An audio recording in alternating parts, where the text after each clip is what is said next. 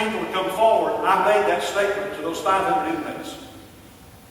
I had noticed at the back of the crowd was a young man in a red shirt who was standing there, and he had arrived about halfway through the service. And just stood at the back and was listening to me. And when I finished my story, this young man, whose name is Manolo, came from the back of the crowd, running down to the front. I mean, literally running. And you see him there on his knees, because when he got in front of Sergio and I, he literally hit his knees and slid in front of us and bowed his face in the dirt. And the scene that you're seeing right here is us praying for him after he made the decision. Now, after he came, all of these inmates behind him represent 125 men and women that day who followed Manolo to the altar and gave their life to Jesus Christ. That's not all the story. Dennis, let's have the next one. You see that? That's last October. That's in the chapel of the prison. That's Manolo. That day, when I walked in, he didn't see me. He had been leading the service as the leader of the chapel service and had just gotten through on his knees fervently with fire praying for God to bless that chapel service. And the scene you see right here is when he had gotten up from his face from praying and saw me and came and threw his arms around me. In October, we learned while we were there that because of his life change and his work in the prison chapel ministry,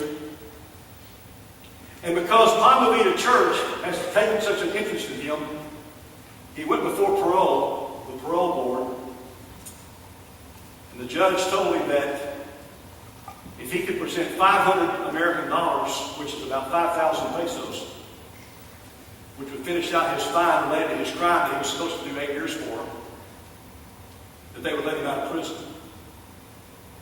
With the understanding that Pastor Cesar Valdivieso, my spiritual son in Veracruz, would take him under his wing. That was in October. I got a phone call last week from my friend, my security guard, and one of my interpreters, Ramon Pinheiro, who told me, "Usted, Manolo is out of prison. He was in church on Sunday. He's already started his studies. And Pastor is going to gradually let him preach to our people." God has people who are changing the world.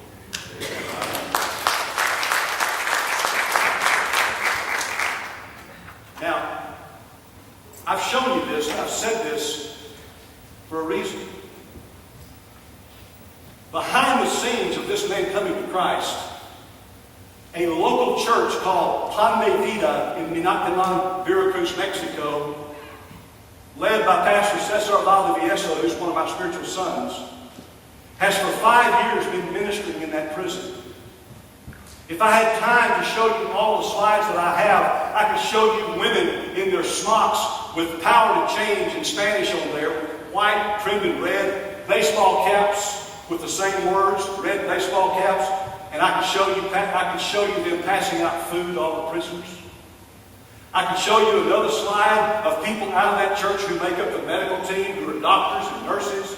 Melina Cisneros, who's one of my interpreters, is a 28-year-old young lady who's a dentist there. They go in ahead of time before we come in to preach, and they give free medical care. Understand, before Manolo experienced this miracle, for 5 years, that church, as a healthy church, was going into that prison as well as their community and their country and seeing lives change as they preached the gospel, planted churches, and faithfully, day by day and week by week, ministered in that prison.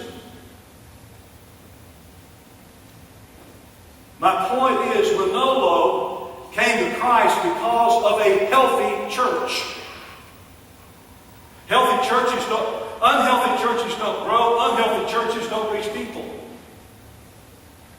We can get healthy quick today when we understand God is holding us in His hand, and He will not forsake us nor leave us. And we can remember the words of Jesus to Peter when He made His great confession through Peter, "And upon this rock," pointing to Himself, "I will build my church, and the gates of hell will not prevail against it." Nothing can stop us when we're healthy in Jesus' name.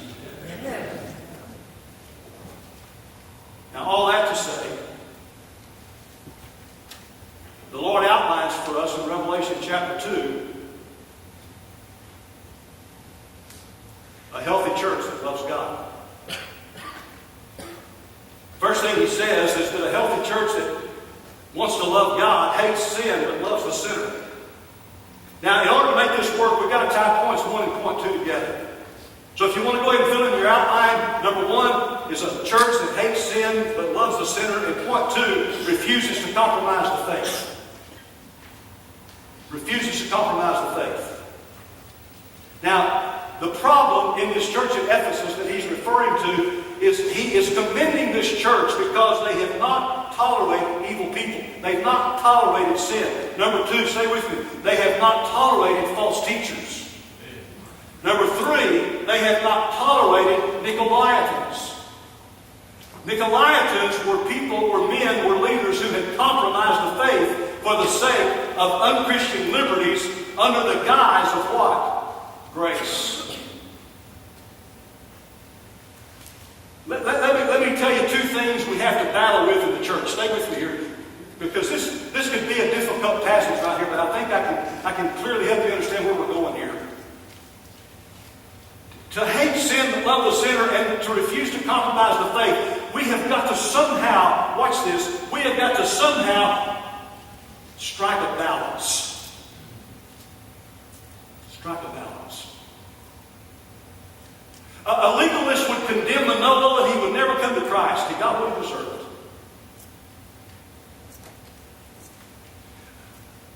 What we're dealing with in the church today are 2 major problems that have been here for a long time, and it'll help you understand what I'm trying to say. First of all, you've got to deal with this matter of, it's biblical objectivism. Now that's a big word, isn't it? You ever heard Baptists called book people? We're people of the book. Everybody agree? A few years ago, Southern Baptists had a great big fight over what? The book. Guess what? It really wasn't over the book. It was over power. Yeah, there were some theological issues, but I was in the middle of it. I can tell you, I stand here as an authority. It was political.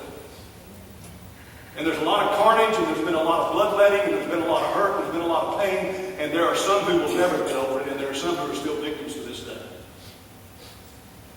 And one of the things that we've had to deal with in all that hurt and pain is what I want to remind you of as being biblical objectivism, where we become the book people to the point that we take the book and we beat people over the head with it. In other words, we become the judge of everybody else. But didn't Jesus say in Matthew 7:1, don't judge lest you be judged? See, biblical objectivism leads one to worship of the Bible instead of worship of the God of the Bible. Stay with me here. But then the flip side of that is what we call radical antinomianism. Now, didn't that impress you? You got to know what these words mean. Do I need to define the word radical to you guys? No.